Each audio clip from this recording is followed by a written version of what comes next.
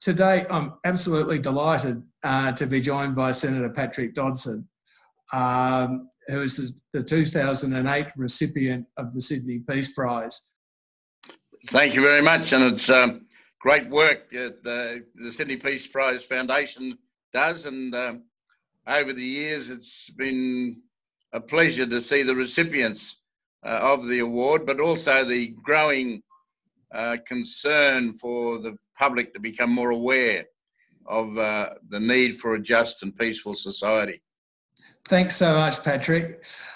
We've got a few questions for you. I mean, the world is changing quite quickly right now. Obviously there's the COVID-19 situation and the impact that's had on the world. But we're fascinated by the protests that started in the States with Black Lives Matter, who are the founders were the recipients of the 2017 Sydney Peace Prize, and the impact and that Black Lives Matter and particularly issues around Indigenous rights have had in Australia. Like just recently with the truth-telling process that's being discussed in the Northern Territory. And be really interested to hear your thoughts, Patrick, on, in a sense, why do you think there's so much interest in this issue of racial injustice and inequality right now? And where do you see these truth-telling processes going? Well, I've had cause to go back and look at the writings of Steve Biko from South Africa and the Black Consciousness movement, and of course his death by the police. But the whole need for consciousness around the way in which we relate to other people and the impacts that we have on other people, especially people of colour. And Biko, the Black Consciousness movement seemed to underpin the Black Lives Matter movement, the consciousness of how racism it's a bit like this virus. It's pretty hard to beat. And it pops up in places least expected. And it's virulent. It persists across generations, and the history, obviously, of the perpetration of injustice has been part of the Black Lives Matter program or process, where we've seen monuments being torn down of people with a history that was about injustice and about racism, and activities that really go towards the celebration of the domination or the subjugation of another group of people. And Biko obviously saw racism as the capacity of one group of people to subjugate another group of people because they can, fundamentally.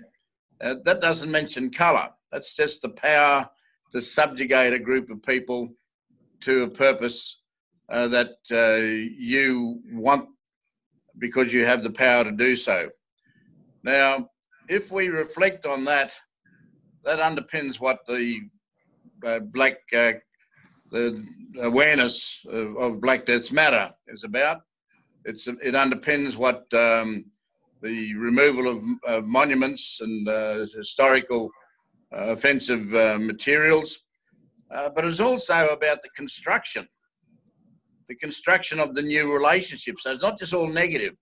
It's about wanting a new rapport, a new relationship based on justice, on recognition, and on appreciation of whom people are in their uniqueness and in their diversity and in their capacity to contribute. So it's an appeal for, I suppose, human beings to see the better side of themselves and not to focus on what is the obvious differences that cause us hostility, that cause hostility between us. So the awareness of deaths is something that will continue because racism will continue. It will continue until there's sufficient awareness, and that's where the truth telling, the awareness making, the understanding, the openness of heart to understand how people have come to be in the positions that they are. Most Australians probably don't see themselves as boat people, but the origins of Australians who came out in the penal colonies came on boats, and they came in chains, and they were subjected to a penal colony. But out of that's evolved a unique society, the Australian society, with its wonderful multiculturalism. But there isn't a way that is celebrated in the institutional frameworks that are built upon the British tradition.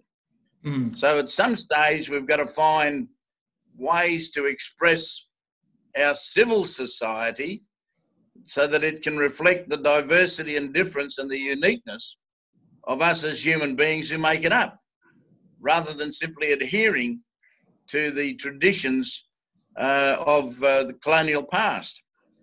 And that will take some effort.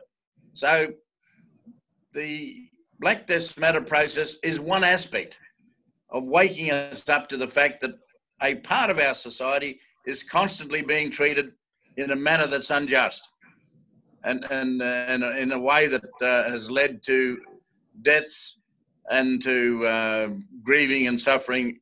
And when we look at Australia, since the Royal Commission into Aboriginal Deaths in Custody, there have been over 400 deaths in custody of Aboriginal people in this country. Now, not all of those are due to police brutality. It may well be, but the suspicion is there about how people died and why people died when they were in custody. And we've got to learn to find ways to be far more transparent and honest about that relationship. And that goes not only to the police, but it goes to the community. And the community, if the community is suffering from domestic violence, if it's internal violence between First Nations peoples, that's causing the police to be, to come and attend, then we've got to deal with that. And that's part of the truth telling. The truth telling is to liberate everyone. It's to liberate us from our own sense of superiority, or to liberate us from our sense of oppression. Yeah. So there's 2 points of the liberation. It's to liberate the oppressor and the oppressed. And we've all got to deal honestly with this if we want to create a better society. And if we don't want to create a better society, then what is the purpose of life? Yeah. The purpose of life then becomes simply to oppress and subjugate others to the purposes that you want to subjugate them to. And that's not a just and valid manner of living. No, there's no just and peaceful society in that, is there? And thanks, Patrick, because that really resonates as far as it's a process of liberation, isn't it, for the oppressor and the oppressed? But thank you so much for your time, Patrick. Like, it's really greatly appreciated, and it's we value you so highly as a past recipient. Thank you, and let's continue to be hopeful and positive and constructive about the ability of a man to find the best within him.